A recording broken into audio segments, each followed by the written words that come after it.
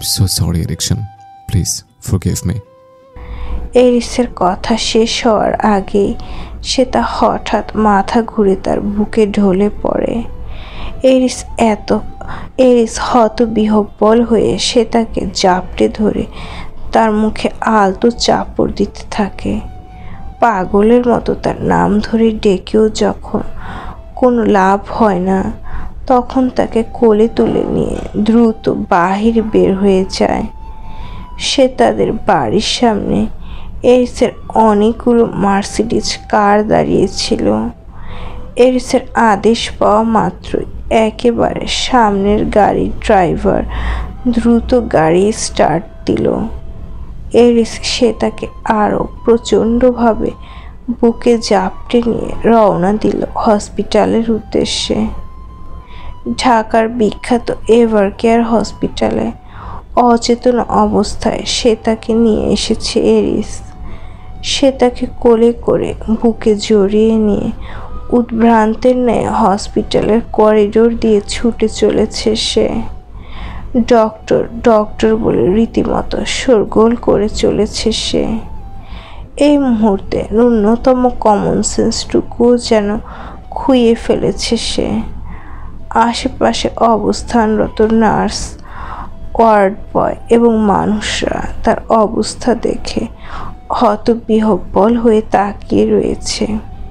অবশেষে নিজস্ব চেম্বার থেকে বেরিয়ে এলেন ডক্টর সাইদা পারভিন।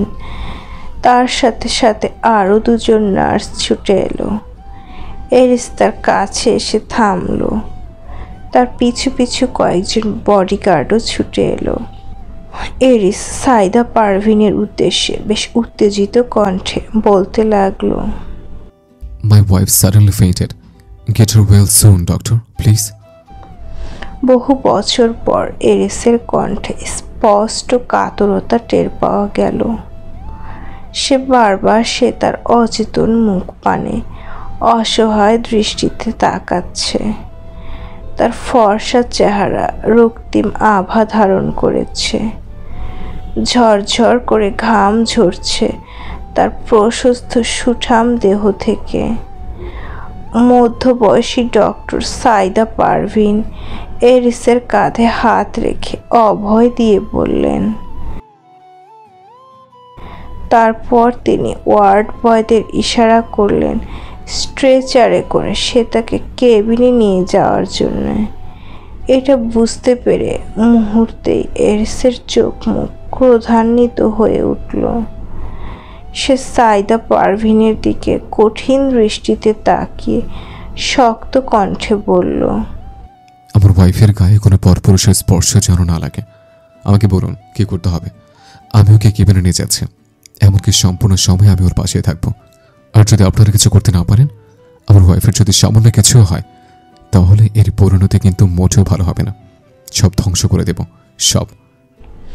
কিছুক্ষণ আগের উত্তেজিত আর উদ্ভ্রান্ত সুদর্শন পুরুষটাকে হঠাৎ এমন কঠিন রূপ ধারণ করতে দেখে ভীষণ অবাক হয়ে গেলেন সাইদা পারভিন।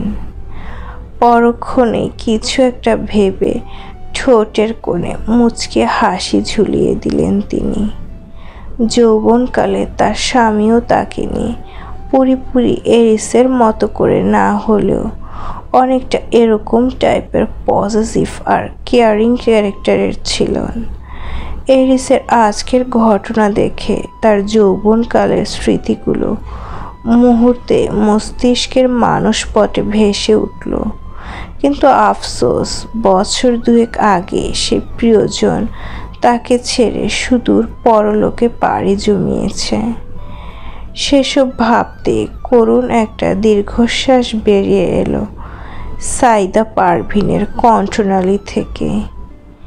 ভিআইপি এবং খুবই সাজানো গোছানো অত্যাধুনিক কেবিনের বেডে অজ্ঞান অবস্থায় শুয়ে রয়েছে শ্বেতা। এখনও তার জ্ঞান ফিরেনি, তবে কিছুক্ষণের মধ্যেই ফিরে আসবে বলে ডক্টর জানিয়েছেন। এরিস বেডের পাশে সোফায় বসে এক দৃষ্টিতে সে তার পানে তাকিয়ে রয়েছে।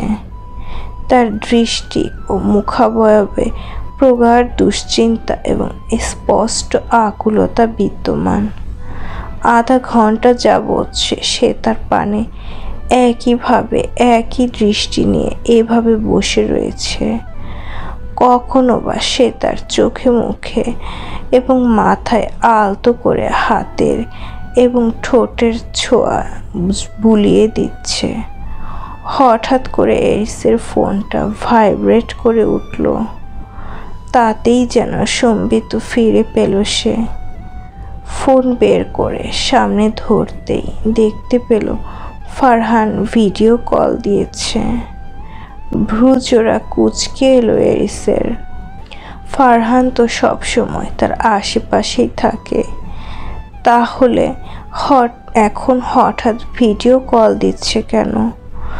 তারপর হঠাৎই তার মনে পড়ল গতকালই তো সে ইটালির বেশ কিছু গুরুত্বপূর্ণ কাজ সম্পন্ন করার জন্য ফারহানকে সেখানে পাঠিয়েছে।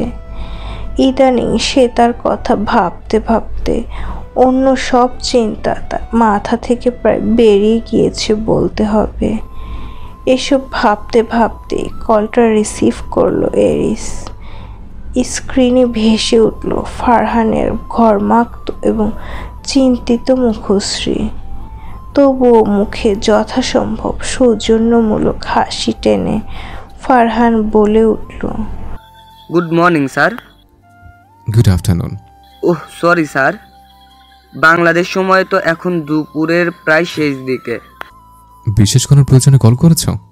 জি স্যার, আমাদের কোম্পানি আর আন্ডারওয়ার্ল্ডের আনফিনিশড কাজগুলো আমি প্রায় অর্ধেক কমপ্লিট করে ফেলেছি। রিজওয়ানা ম্যামের সাথেও দেখা করে এসেছি, তিনি বেশ ভালো আছেন। আলেদান্দ্রো কার্লোর উপরেও যথাসম্ভব নজর রাখছি, তার গতিবিধি বর্তমানে নিয়ন্ত্রিত। একটু থেমে ফারহান আবারও বলল, একটা কথা জিজ্ঞেস করব স্যার? এরিস শীতল স্বরে বলল। করো। ফারহান একটা ঢোক গিলে বলল, আলেসান্দ্রো কার্লো ইতালিতে আপনার উপর হামলা করেছিল, সেটা জানার পরেও কেন তার বিরুদ্ধে কোনো ব্যবস্থা নিচ্ছেন না? এরিস ক্রূর হেসে বলল, পিপিলিকার পাখা গোছায় মরিবার তরে। এই প্রবাদটি নিশ্চয়ই শুনেছ ফারহান। আলেসান্দ্রো কার্লোর মরার পাখা গুছিয়েছে, তাই মরার আগে তাকে একটু ভালোভাবে উঠতে দিই। কিন্তু যখন আমি ওর গলা চেপে ধরব, তখন মৃত্যু ভিক্ষা চেয়েও কোনো কাজ হবে না। শুধু আরেকটু অপেক্ষা করো ফারহান, আমি ইটালিতে ফিরে গিয়ে নিজে ওর ব্যবস্থা করব। ফারহানের একবার বলতে ইচ্ছে হলো, শত্রুর শেষ না রাখাই ভালো। শত্রুকে এতটা হালকাভাবে নেবেন না স্যার। সুযোগ বুঝে আপনার দুর্বলতায় আঘাত হানতে সে দুবারও ভাববে না। কিন্তু পর্যাপ্ত সাহসের অভাবে ফারহান এরিসকে কিছুই বলতে পারল না। এরিস একটু থেমে আবারও জিজ্ঞেস করলো, মিস্টার খানের কি অবস্থা? এই এক সপ্তাহে তার উপর কম টর্চার করা হয়নি স্যার। টর্চার সেলের সব ধরনের টর্চারই তাকে করা হয়েছে। ইলেকট্রিক চেয়ারে বসিয়ে শরীরের ইলেকট্রোড লাগিয়ে ইলেকট্রিক শক দেওয়া থেকে শুরু করে ওয়াটার থেরাপি, কাচের ঘরে আটকে রাখা বিষাক্ত গ্যাস নির্গমন করে টর্চার করা থেকে শুরু করে আমাদের মাফিয়া টেরিটারির সব ধরনের টর্চারই তার উপর প্রয়োগ করা হচ্ছে। ফারহান তখন অ্যাড্রিয়ানো প্যালেসে অবস্থান করছিল। ফোনের ক্যামেরা ঘুরিয়ে সচক্ষে নাহিয়ান খানের অবস্থা দেখার সুযোগ করে দিল এরিসকে। নাহিয়ান খানের অবস্থা খুবই খারাপ। এই কদিনে তার শারীরিক ও মানসিক অবস্থার অবনতি হয়েছে বহুগুণ। সেটা দেখে দ্রুত চোখ ফিরিয়ে নিল এরিস। শত হোক তার জন্মদাতা পিতা তো নিজের হাতে শাস্তি দিতে পারবে না বলেই টর্চার সেলে শাস্তি দেওয়ার জন্য এমন সব ব্যবস্থা করে রেখেছে, কিন্তু সেগুলো তার সচক্ষে দেখারও উপায় নেই। স্যার, নাহিয়ান আর খানকে আর কতদিন এভাবে শাস্তি দিবেন? যতদিন না পর্যন্ত তার অনুশোচনা হবে। এমনটা কখনো হবে না বলে আমার মনে হয়। আর এখন ম্যামের পাশাপাশি আপনার প্রতিও যে তার মতে যথেষ্ট ক্ষোভ জন্ম নিয়েছে, সেটা তার হাবভাব দেখলেই স্পষ্ট বোঝা যায়। সেটা পরে দেখা যাবে, এখন আমি ফোন রাখছি। তোমার ম্যামের শরীর বেশ অসুস্থ, তাকে প্রপার টেক কেয়ার করতে হবে। Okay sir. এরিস ফোন রাখতেই কিছুক্ষণের মধ্যে ফারহানের ফোনে ভিডিও কল এলো ভ্যালেরিয়ার। ফারহান কয়েকটা শুষ্ক ঢোক গিলল। এই কয়দিনে প্রচণ্ড ব্যস্ততার জন্য ভ্যালেরিয়ার সাথে একটুও কথা বলার অবকাশ হয়নি তার। না জানি মেয়েটার তার সম্পর্কে কি না কি ভাবছে। এসব ভাবতে ভাবতেই কল রিসিভ করলো ফারহান। ভিডিও কলে দুজনের চেহারা ভার্চুয়ালিভাবে সামনাসামনি হতেই ভ্যালেরিয়ার রাগী মুখটা ফারহানের সম্মুখে দৃশ্যমান হলো। ভ্যালেরিয়া বেশ রাগ নিয়ে বলতে লাগলো, কি সমস্যা কি আপনার? ফোন দিলে ফোন ধরেন না, মেসেজ করলে মেসেজও সিন করেন না। সেদিন তো মায়ের কাছে খুব বড় বড় মুখ করে আমায় নিয়ে নিজের ভালোবাসার বুলি ফোটালেন। আমার কাছেও তো কত মিষ্টি মিষ্টি প্রেমবাণী শুনিয়ে শুনিয়ে আশ্বাস দিয়ে গেলেন। কয়েকদিনের মধ্যে সেগুলো ফুস হয়ে গেল। এগুলোই ফার্স্ট ফুটিং ছিল। ফারহান একটা দীর্ঘশ্বাস ফেলে বলতে লাগলো, প্লিজ আমার কথাটা বোঝার চেষ্টা করুন সোনারিটা। আমি ইচ্ছে করে আপনার সাথে এমনটা করিনি। আপনি তো জানেন আমি সাধারণ কোনো কাজের সাথে জড়িত না।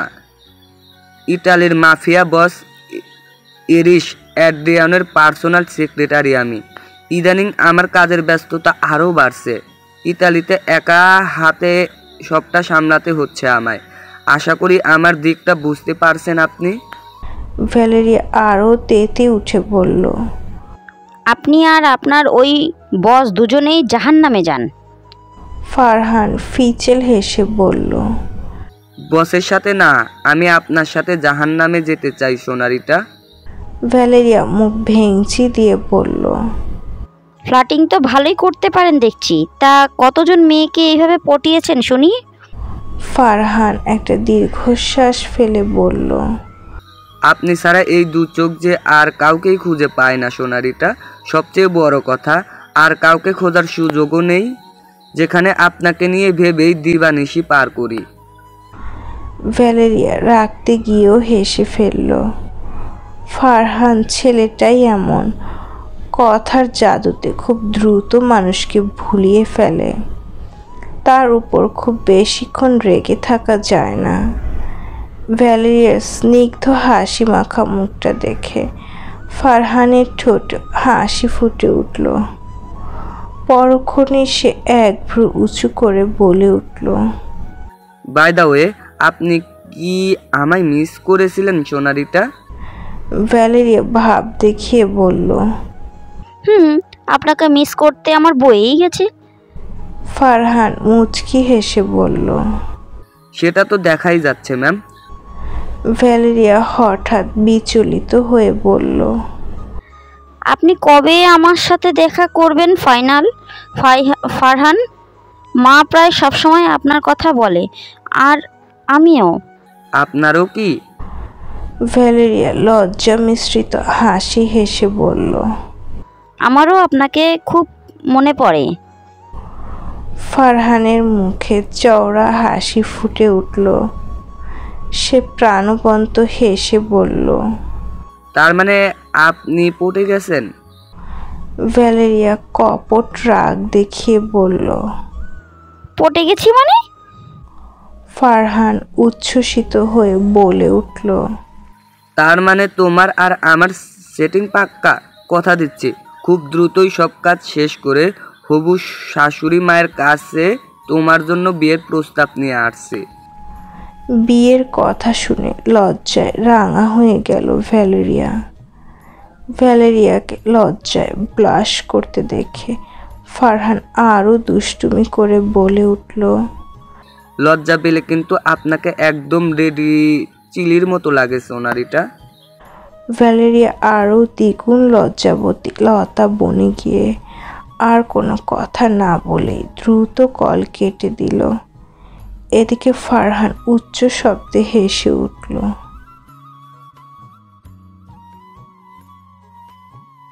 এই তিনটা মাত্র বাক্য শুনে এরিসের পুরো দুনিয়া যেন থমকে গেল।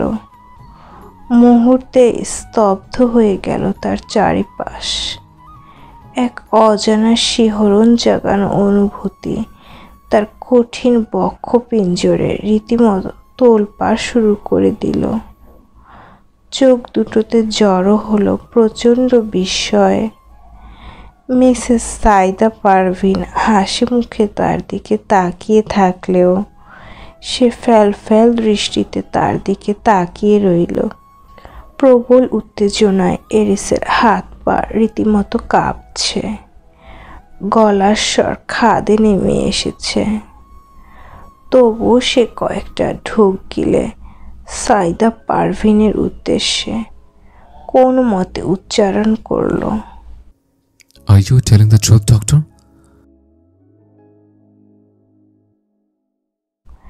এরিসার এক মুহূর্ত ডক্টরের চেম্বারে বসল না। এক প্রকার হন্তদন্ত হয়ে উঠে দাঁড়িয়ে রীতিমতো দৌড় লাগালো সে তার কেবিনের উদ্দেশ্যে।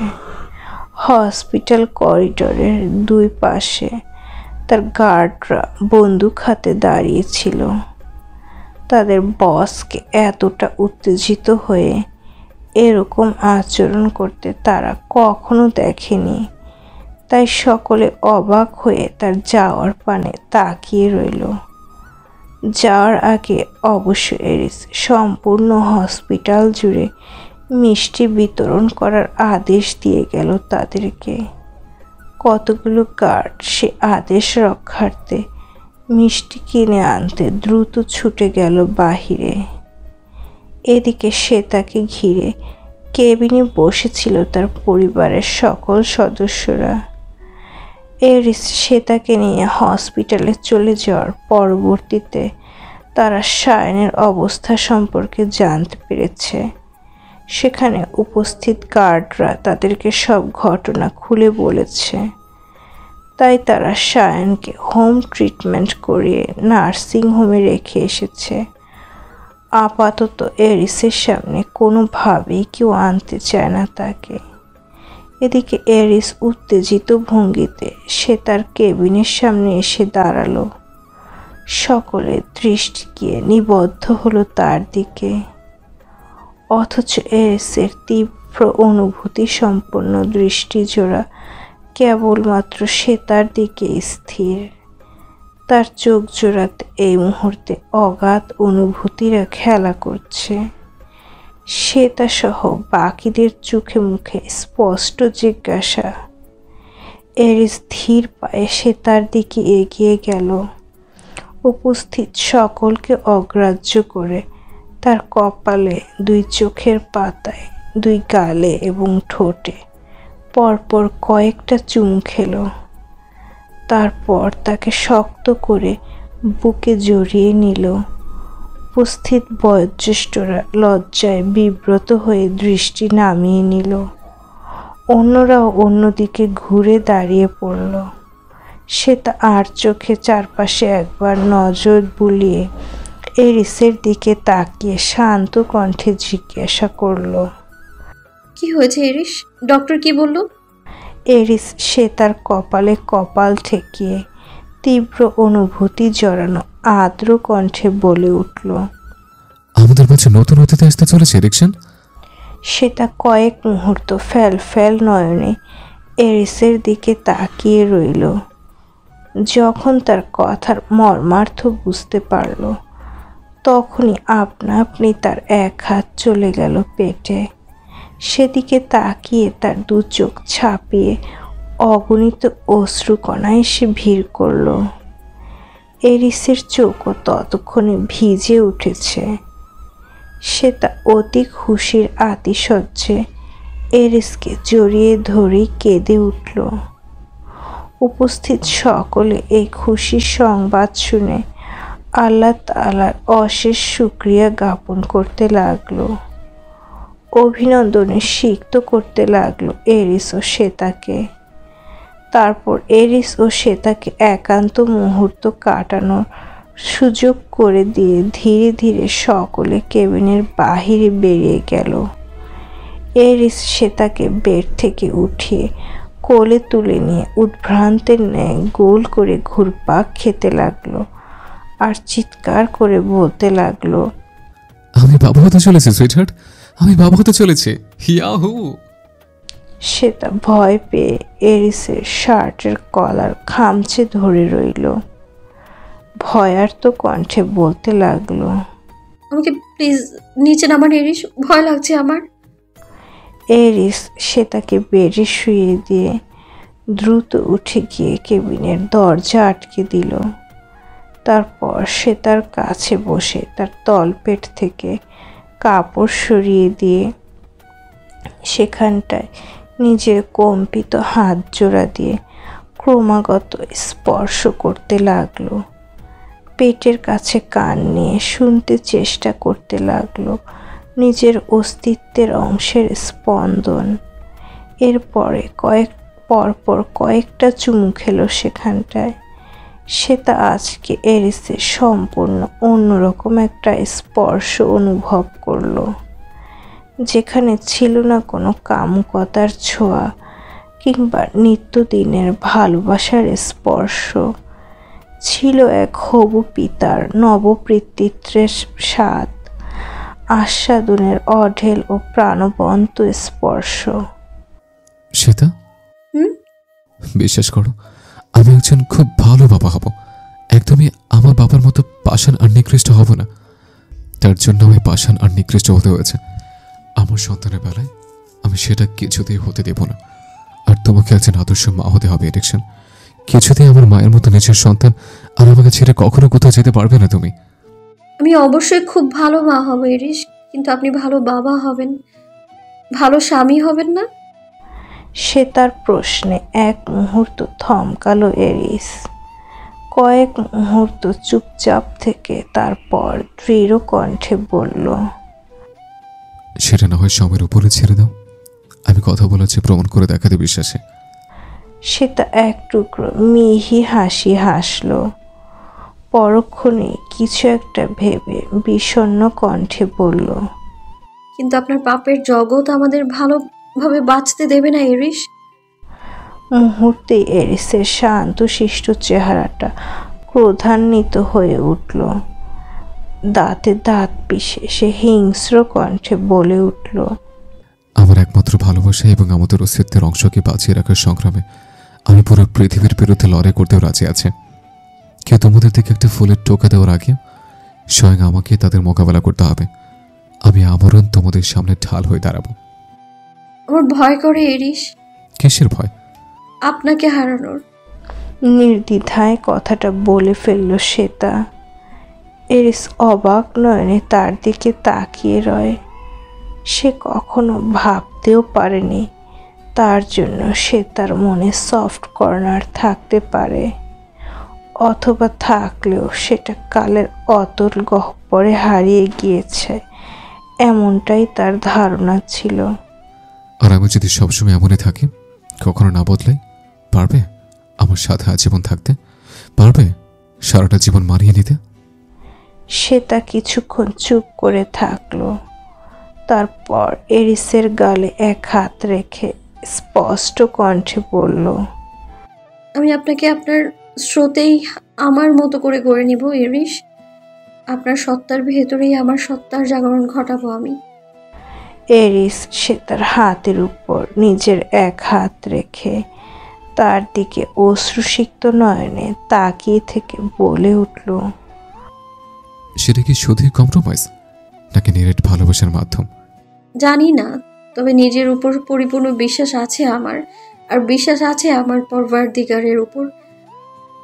তিনি চাইলে আপনার সম্পূর্ণ রাজত্ব সহ আপনাকে পরিবর্তন করে দিতে কতক্ষণ।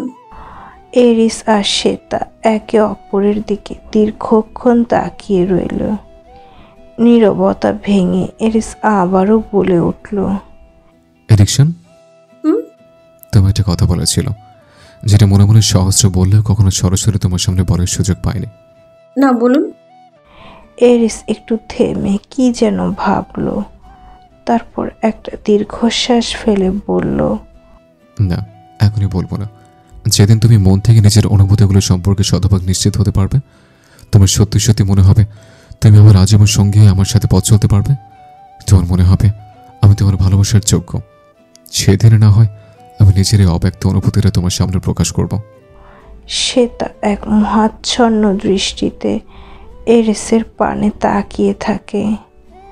তার চোখে অদ্ভুত মায়া আর অব্যক্ত প্রেম বিরাজ করছে।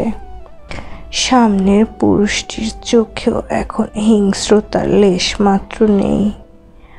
যা আছে তা কেবল পাথর হৃদয় ভেঙে বের হওয়া একরাশ অনুভূতির পাথার।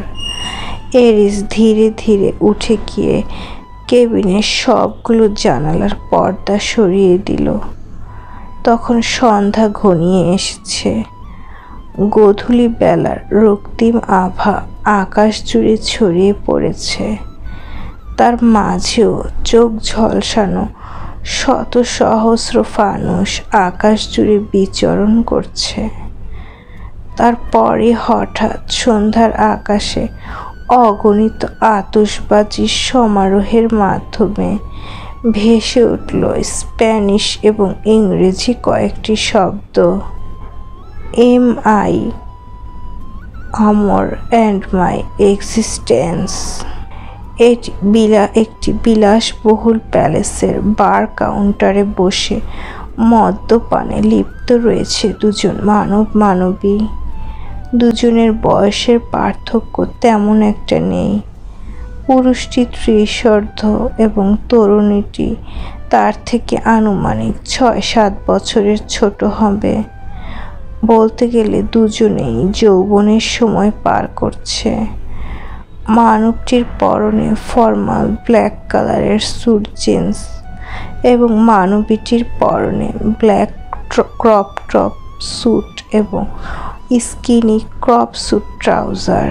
তার মুখে জ্বলজ্বল করছে লাস্যময়ী হাসি এবং দেহে বিরাজ করছে এক আবেদনময়ী অঙ্গভঙ্গি, যা সামনের পুরুষটিকে তার প্রতি বারবার আকৃষ্ট করছে।